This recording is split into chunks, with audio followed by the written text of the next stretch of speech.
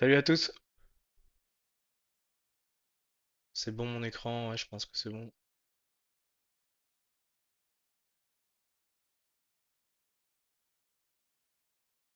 Bon, débriefing du jour.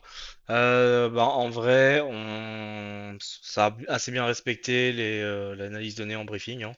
Donc on s'attendait à un retest de la VH avec potentiellement une absorption dessus pour racheter. Donc même par rapport aux options, que s'est-il passé? Bah, on a eu une belle croissance dès l'open, une belle croissance, puis on a eu du gamma effect.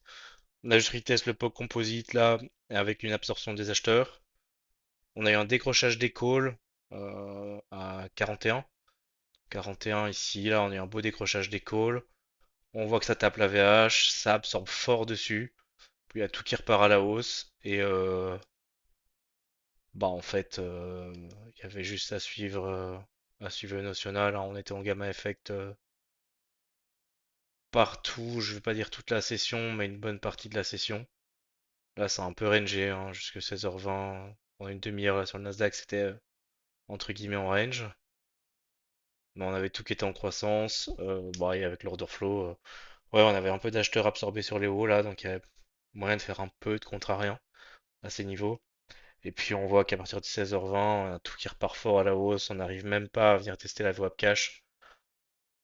Et continuité du mouvement, évolution du notional. Voilà, c'était du beau suivi de tendance pour ceux qui l'ont fait. Good job, hein. C'était assez cas d'école, pas très impulsif, vu le gamma net positif.